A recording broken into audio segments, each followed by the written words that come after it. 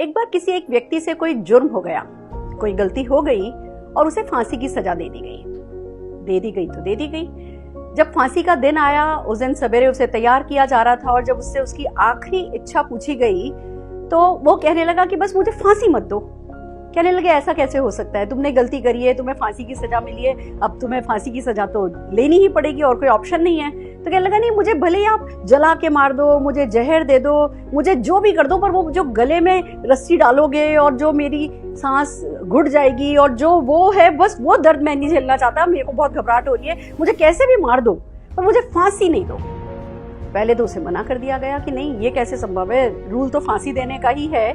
पर फिर कुछ सोचा गया और उसे इजाजत दे दी गई और कुछ 2-3 दिन बाद का इंतजाम किया गया। एक बहुत बड़े से हॉल में एक स्ट्रेचर था, ऊंचा सा स्ट्रेचर था, सामने की दीवार पर एक घड़ी टंगी हुई थी और उस व्यक्ति को उस स्ट्रेचर पे लेटा दिया गया और उससे कहा गया कि ये जो तुम अब लेटे हो, हम तुम्हारे हाथ में खून निकालने वाली नली लगा रहे हैं और बूंद बूंद करके ये जो तुम्हारा खून है, ये जो बड़ा सा तुम ये कनिस्तर देख रहे हो, कैन देख रहे हो, इस कैन में भरता चला जाएगा। ट्रांसपेरेंट सा कैन है, तुम्हें दिखता जाएगा और जब ये घड़ी ठीक 12 बजाएगी उस समय तक तुम्हारे शरीर का पूरा खून निकल जाएगा और तुम मर जाओगे। अरे बाप रे, बंदा बड़ा परेशान हो गया कि अगर फांसी की सजा लेता तो कुछ सेकंड में खत्म हो जाता, अब ये तो थोड़ा लंबा मामला चल गया है, पर कर तो कुछ नहीं सकता था, चॉइस तो उसकी खुद की ही थी। तो बस उसे लेटा दिया गया, वो इंजेक्शन लगा दिया गया, उसमें से खून निकाला जा रहा था, वो कैन भरता चला जा रहा था और थोड़ी सी देर बाद इस बंदे को कमजोरी महसूस होने लगी और सारे बदन की ताकत इसकी चली गई थी। ये सिर्फ बार बार गर्दन पलट करके वो कैन को देखता था, घड़ी को देखता था, कैन को देखता था, घड़ी को देखता था और वो कैन भरता चला जा रहा था और बस धीमे धीमे तो ऐसा हाल हो गया कि इस व्यक्ति से गर्दन नहीं मोड़ी जा रही थी, ये घड़ी नहीं देख पा रहा था, आंखें नहीं खोली जा रही थी। पर जैसे ही घड़ी ने 12 बजाए, इस व्यक्ति की मृत्यु हो गई। जब उसकी मृत्यु हुई, 2-4 लोग रूम में आए, उन्होंने इसकी डेड बॉडी को उठाया, पैक कर करके एक तरफ रखा।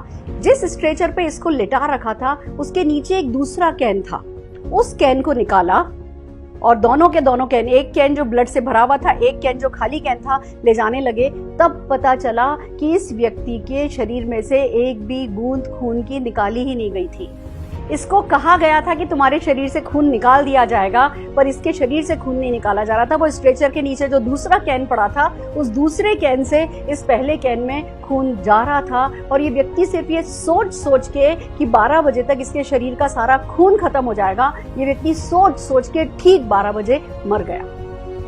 मैं ये कहती हूँ, अगर कोई सोच के मर सकता है तो क्या हम सोच के जी नहीं सकते?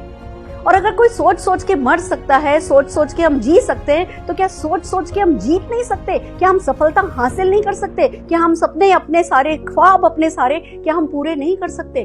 कर सकते हैं।